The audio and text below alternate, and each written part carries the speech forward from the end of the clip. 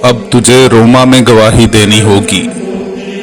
बाप और बेटे और उल कुदुस के नाम से आमीन। मेरे अजीजों, आइए हम खुदावंद अपने खुदा का शुक्र करें जिसने आज का ये खूबसूरत दिन हमारी ज़िंदगी में बढ़ा दिया। तो आइए अजीजों, हम आज के दिन का आगाज़ बाइबल मुक़द्दस की तिलावतों से करते हैं। आज की पहली तिलावत रसूलों के अमाल उसका 22वां बाब 30वीं आयत और फिर 23वें बाब की 6 से 11वीं आयत तक।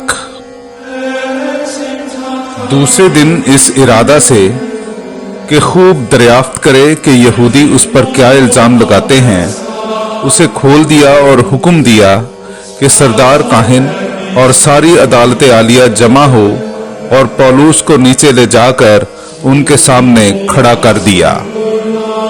और पौलुस ये जानकर कि उनमें से बाज सदूकी हैं और बाज फरीसी अदालत आलिया में पुकारा, ऐ मर्दो भाइयों, मैं फरीसी और फरीसियों की औलाद हूँ और मुर्दों की क़यामत की उम्मीद के सबब से मुझ पर मुकदमा हो रहा है। जब उसने ये कहा तो फरीसियों और सदूकियों में इख्तलाफ हुआ और मजलिस में फूट पड़ी, क्योंकि सदूकी तो कहते हैं कि ना क़यामत होती है ना कोई फरिश्ता या रूह है, मगर फरीसी दोनों का इकरार करते हैं।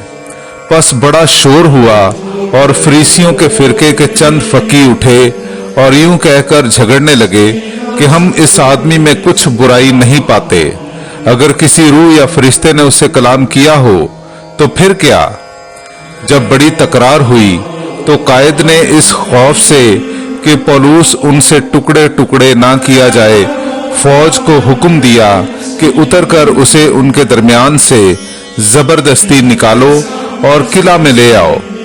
और उसी रात खुदावंद उसके पास आ खड़ा हुआ और कहा, खातिर जमा रख कि जैसा तूने मेरी बाबत यरूशलेम में गवाही दी है, वैसे ही तुझे रोमा में भी गवाही देनी होगी।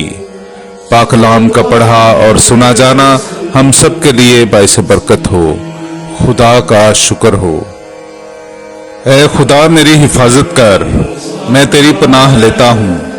मेरे अजीजों, आइए हम खुदावंद अपने खुदा की हम्दो तारीफ करें। मैं आपके सामने पढ़ूंगा ज़बूर नंबर 16, उसकी पहली, दूसरी, 5वीं और फिर 7वीं आयत से लेकर 11वीं आयत तक।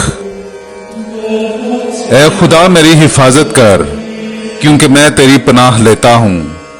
मैं खुदावंद से कहता हूँ कि तू मेरा खुदावंद है, तेरे बगैर मेरी भलाई नहीं। खुदावंद मेरी मिरास और मेरे जाम का हिस्सा है, तू ही मेरे बखरे का निगहबान है। मैं खुदावंद को मुबारक कहता हूँ, क्योंकि उसने मुझे सलाह दी है और रात ही को मेरा कल्ब मुझे नसीहत करता है। मैं हर वक्त खुदावंद को अपनी निगाह में रखता हूँ। जब वो मेरी दाहिनी तरफ है तो मैं जुम्बिश ना खाऊंगा।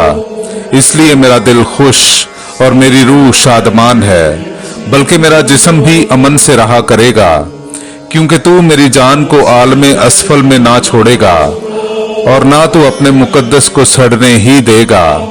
तू मुझे जिंदगानी की राह, अपने हजूर में खुशी की भरपूरी और अपने दाहिने हाथ पर दायमी सरूर दिखाएगा। पाक कलाम का पढ़ा और सुना जाना हम सब के लिए बाइस बरकत हो। खुदा का शुक्र हो। आइए हम आज का इंजीली इक्तबास सुनते हैं। इंजील मुकद्दस बाब मुताबिक मुकद्दस यूहन्ना उसका 17वां बाब 20वीं आयत से लेकर 26वीं आयत तक।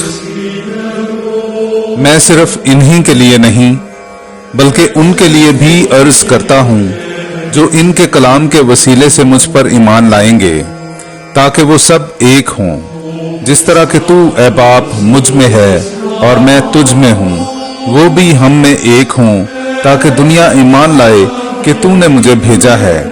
और वो जलाल जो तूने मुझे दिया है मैंने इन्हें दिया है, ताकि वो एक हों जिस तरह के हम एक हैं, मैं इनमें और तू मुझ में, ताकि ये वहदत में कामिल हो जाएं और ताकि दुनिया जान ले कि तूने मुझे भेजा है और कि जिस तरह तूने मुझे प्यार किया है उसी तरह इन्हें भी प्यार किया है।